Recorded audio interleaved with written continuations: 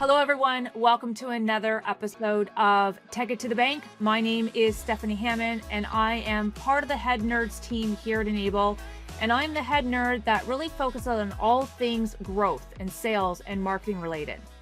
The goal of these coaching videos is really to provide bite-sized sales and marketing guidance that hopefully you can immediately incorporate into your MSP that will hopefully pay off with either new leads or new signed customers at the end of the day. We are continuing our multi-part training series focused on helping MSPs develop a marketing operating system for their business. I'm being joined once again by MSP industry marketing experts, Mark Copeman, Dave Sutton from Wingman. So hello, gentlemen. Because a lot of the MSPs that we do work with on a daily basis, they're continuing to struggle with their marketing. They're struggling with their prospecting, struggling with trying to find new quality leads for their MSP, and then struggling with their sales processes. We work with MSPs and they're continuing to struggle with their marketing. They're struggling with their prospecting, struggling with finding new quality leads for their MSP, and then struggling with how do they use their sales process so they can convert those leads into new signed contracts in the end. So very excited to be able to continue this video series focused on how we can help MSPs improve their marketing and sales know-how and improve the outcomes of their marketing and sales activities. So in today's episode, and I'm going to share out my screen, bring our little guide back up. Perfect. So in today's episode, we are continuing our deep dive into 8 of the different jigsaw puzzle pieces that MSPs really need to focus on to help them gain real success and real traction when it comes to their marketing efforts. Today's episode, we're going to be speaking about the 6th jigsaw puzzle piece that contributes to an MSP's marketing success.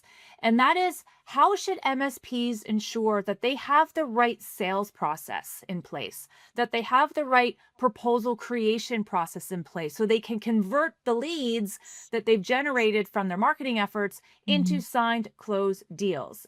As MSPs, a good marketing and sales process should always have you converting leads and converting opportunities into deals. So thank you, Mark. Thank you, Dave. So I'm just going to start off, let's talk about sales process. So what are those key elements of an MSP sales process that they should be focused on to help them consistently close deals? I think we'll always wrestle over who will go first. I know we've both got so much to say, but go for it.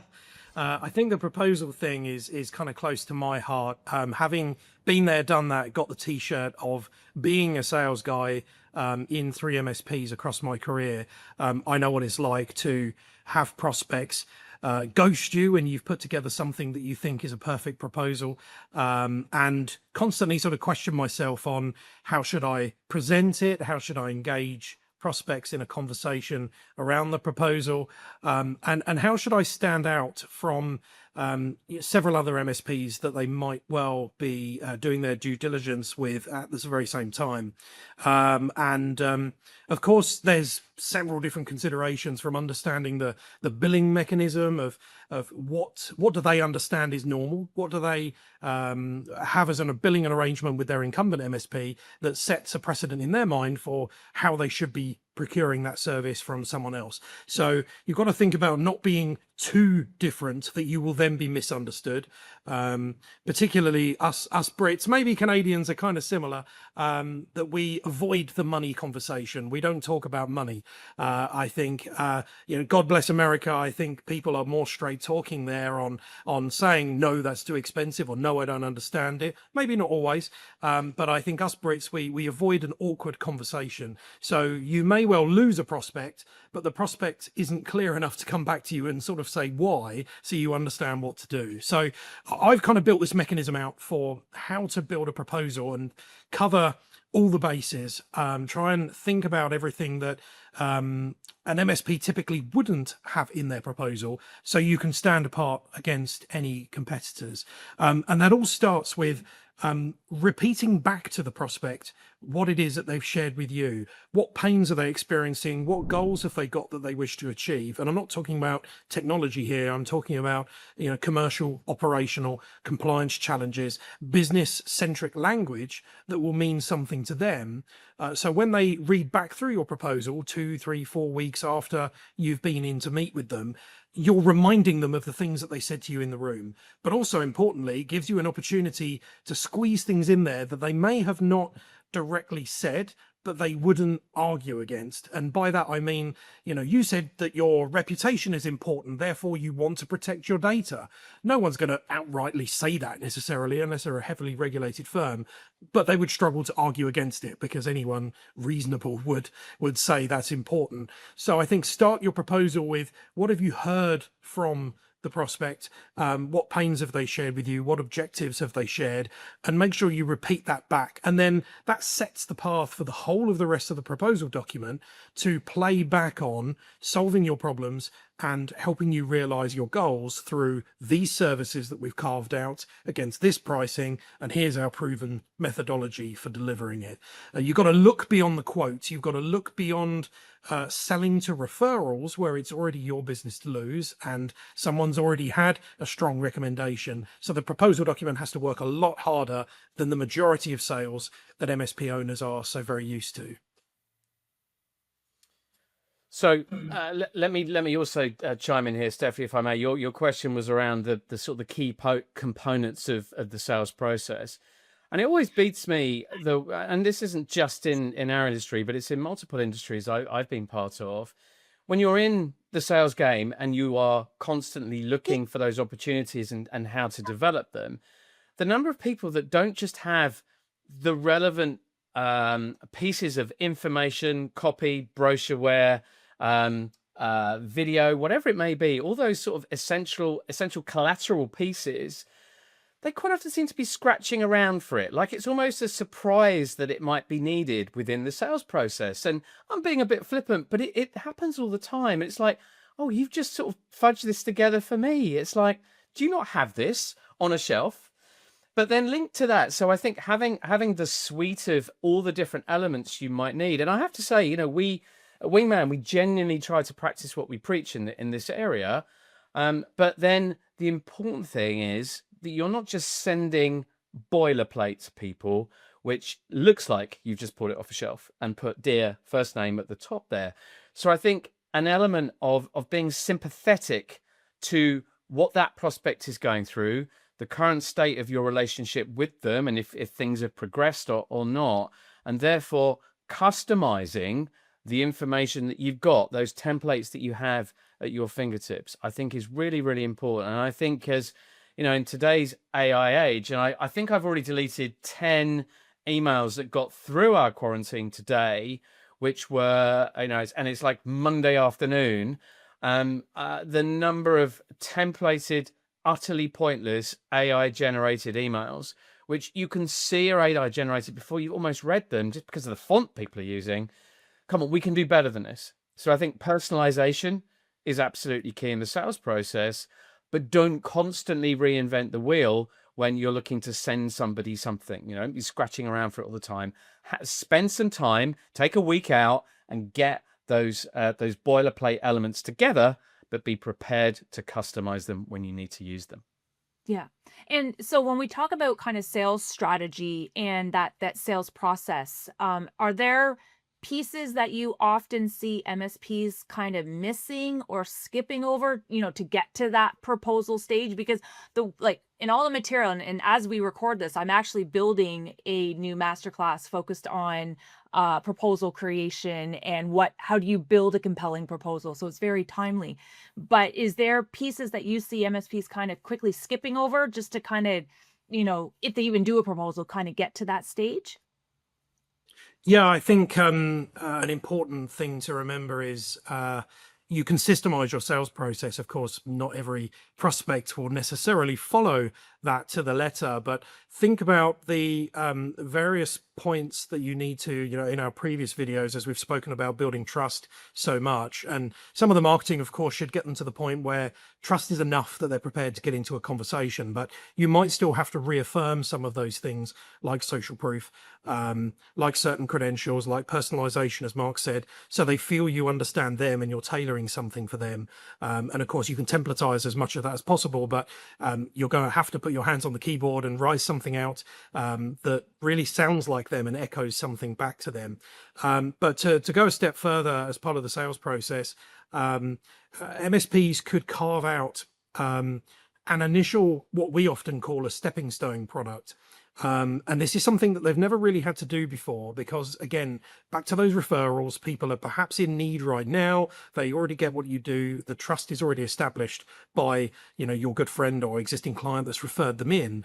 But if you still need to engage somebody in a light touch commercial relationship, now this isn't something that necessarily should be free. You might have a very small, modest, free engagement as a prior call to action on the back of marketing activity.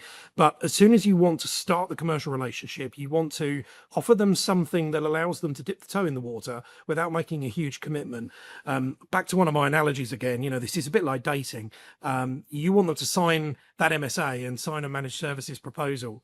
And if they don't know you well enough, because you've had, let's face it, maybe 1 or 2 dates at most, where you've gone out and met with them and you've talked about their needs and then sent a proposal, you need to ask for their hand in marriage to sign up to you for, an indefinite period, effectively, because that's how people will see it. They don't want to necessarily switch MSP every 12 months. So even if you've only got a 12-month term, those objections, those barriers that people have to going through the pain of switching MSP, they're making a big decision. So if you can offer them something that's a stepping stone sale, that they can spend, $1,500 or $3,000 or something that's not a crazy amount of money, but feels like no-brainer value compared to a key outcome.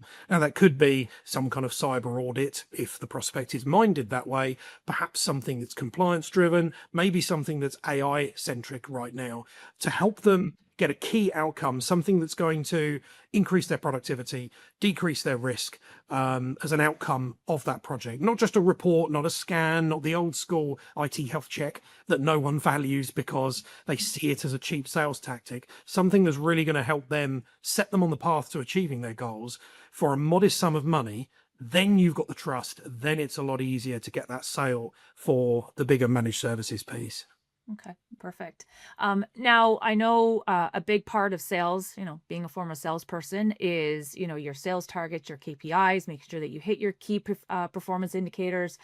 What do you see as being kind of the top sales key performance indicators, KPIs that MSPs should be tracking for their business? And then how do you get those to align to maybe your marketing efforts?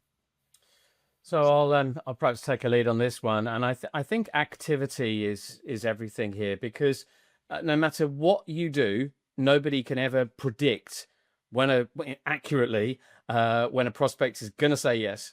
And so I think of course there needs to be some kind of financial targeting that goes on, but on a daily, weekly, monthly basis, I think it's incredibly hard to do that and to do it accurately, because you're not always in fact, no, I'm going to rephrase that. You're never totally in control of the process. You might think you are, but it's always going to be that prospect that owns the process and makes that final decision on or not, as the case may be. So I think the whole point of KPIs when it comes to sales is about the more activity that you engage in, then the higher the likelihood that you're going to achieve success over time. So that, I guess that you could argue the same from a marketing perspective as well. So whether it be the number of outbound, I guess we can sort of split this in terms of sort of proactive and reactive. So let's say you're already managing 30 opportunities, for example. Then I think, showing the fact that there has been some form of activity against the majority of those 30 on a weekly basis or whatever is most appropriate, such as, and I'll get specific here, sending that prospect something of use, not just, hey, how are you doing? Have you looked at the proposal again? Have you made a decision? Because frankly, that's a bit pointless. But actually, the great work that's going on from a marketing perspective, see previous videos, you're creating lots of great content. And so it's like, that's reasons. People often just publish that content and go, it's on the blog, I've done my job. But the whole point of being involved with bringing sales and marketing together for me is for that salesperson or you as a business owner, whoever it may be, to go, hey, I spotted that thing that we produced. That's really relevant in this particular situation. I'm going to send it to my prospect. Saw this and thought of you. Do you remember when we used to get things through the mail? People would cut out bits from the newspaper. Do that as well. That's cool as well. It's just much easier doing it online. And I would also say, I've done this for years, Stefanie, and I would also say, it's not just about the content you produce. If you're keeping up to date with news in the industry and so on, and you see something which is relevant to a specific opportunity you're working on, send someone a link. WhatsApp them, email them, fax them, whatever you're going to do. Just show that you're plugged in and you're helping them. The other thing I'd also throw in on that front as well, if you've just produced a case study of some kind, whether it be video, written, audio, whatever, and again, you think it's relevant to accelerating that opportunity, that's the perfect thing to send to people. Hey, we've just recorded this. We thought you might like to see it because it's someone in your industry, perhaps. They're saying great things about us. Feel free to share it with your team. So I think targeting salespeople on those sorts of activities, I think is absolutely key. What else have I did scribble some things down here. So you can actually start to measure some people on the number of phone calls, the number of emails sent, even the number of face-to-face contacts they've had if they're going to go and visit or attend a conference of some kind as well. And I think the more of that starts to roll up over the course of the weeks and the months, you'll see those sales progressing and those opportunities closing as a result of sort of like the indirect activities which feed into those opportunities. So I think, everybody's going to be different in their business, but set KPIs based on the type of salesperson or salespeople that you have within your organization, and encourage activity and contact with both existing opportunities and, of course, creating new ones as well. Yeah, because we need to get those prospects out of the pipeline and convert into a contract. So I love those kind of follow-up ideas, so you're not always saying, hey, have you seen my proposal? Have you seen my proposal? Any questions on my proposal? Like, it gets very, very tiring very, very quickly. So I love that. For both sides. For both sides. Yeah, absolutely. So then the last thing... Go ahead, Dave. Sorry, I was just going to jump in and share something that might help MSPs where sort of budgeting and rationalizing sales targets is concerned. We often see, depending on the currency, a seat or a user might be worth anywhere between sort of 1,000 and 2,000 per year to an MSP on average, depending on the exact stack and currency, of course. So if you extrapolate that out, trying to think of where do you want to get to in terms of a realistic sales target. Many MSPs, of course, don't have a target, or they set something very modest, which is a good starting point. But if you're trying to figure out what you should be spending on marketing and whether that makes sense, just think about those per seat values, and maybe you need to do the calculations to see what a seat is worth to you. Then if you multiply that by 3 for an average lifespan, again, a conservative figure, given many MSP clients will be many, many more years than just 3 years. But if you multiply that by 3, it then gives you a per seat per sort of average client tenure, say, of 3 years. And then if you factor in cost per acquisition might typically be in the region of 6 to 8 grand to win a new customer cold, as opposed to those referrals. And that's on the basis, if you're winning, say, 1 in 3, 1 in 4, you then work out, cost per lead beneath that. If you're winning 1 in 3, 1 in 4, your cost per lead, divide that accordingly. That then starts to give you a bit of a marketing budget and helps you work out that reverse funnel of, where do we want to get to in terms of those seat wins? Where's the value? And then working back up the pipeline of how many conversations do we need? How many opportunities do we need? If we're going to close 1 in 4, how many conversations do I need to have to get to opportunities? And then what does that audience potential need to look like? If we're talking sort of very conservative numbers of between sort of 2 and 4% maybe of an audience sort of engaging with you through your marketing over any sort of 12 to 18 month period. That's something we do a lot of work on, and try and help MSP sort of rationalize those numbers of what does my audience need to look like, what is a realistic target to hit. But just factoring in, often it only takes 1 or 2 to close over any given period of several months. If you're spending a respectable amount on marketing, not throwing tens of thousands of dollars at PPC perhaps, then those numbers start to add up and it makes sense, and you will pay your marketing bill that you will then feel a lot better about the ongoing investment. Absolutely. The last thing I want to touch on before we wrap up this episode is around sales team mentoring, some oversight there of the sales team. What happens if your close rates aren't 1 in 4, 1 in 3? What can, maybe it's an MSP business owner, because maybe they're wearing the hats, or if there's, sales directors, sales managers that are listening, what do you help your MSP clients with when it comes to kind of sales team mentoring and that kind of oversight? I think the thing I'd pitch in first of all is that quite often multiple brains are better than one. There's always going to be situations where you just can't move somebody, and lethargy kicks in, and that actually is the competitor. In which case, between you all, I think you need to decide, you know what, we're just going to park that over there and move on. That's the whole point about having a big enough funnel that you're constantly working on different activity. But I think some of the things, again, we try this, we practice what we preach.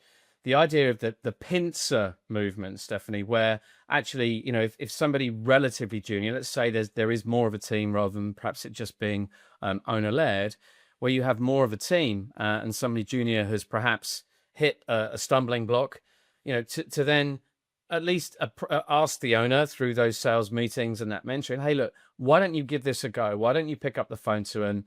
You've perhaps got a bit more gray hair. You've perhaps just a bit more, I don't know, you come across with more expertise and experience and so on. Let's try a different tack. It's like throwing a substitute on a sports field. I can't do analogies as well as Dave does, but it's the same sort of thing. Sometimes just a slightly different approach, a different voice, and a slightly different angle can actually help to move things forward a little bit. So I think that's a really important part of that sales team and that mentoring idea as well. No one person is necessarily going to have all the answers, and I think encouraging that conversation between reviewing opportunities regularly, but also being really honest with yourself that sometimes, do you know what, if we go back to this person again, it's just going to annoy them, and just allowing things to breathe a little bit and not having so much pressure on you that you start to, get a little bit sort of punchy when it comes to a sales perspective. And look, I've always had this phrase, and you can, disagree with it if you want, but it's something I truly believe in, is that people can't be sold to, but you can help people to buy. So I think, timing has to be right. And sometimes you can never get that right necessarily. You just have to park it. We mentioned this in a previous video. Sometimes these sales can take a really, really long time to come through because timing is everything. Yeah. So for me, it's about this sales mentoring thing is about multiple brains, multiple ideas and different approaches, and just get creative with how you approach people. But something you're good at, Mark, in particular, knowing when a prospect does drag things on, and of course, you're selling to business owners, they always get distracted, is knowing how to follow up in the right way. That sometimes, you've helped, say, Josh here in our business to follow up with someone and say, hey, you haven't come back to us. I'm going to leave that with you there now.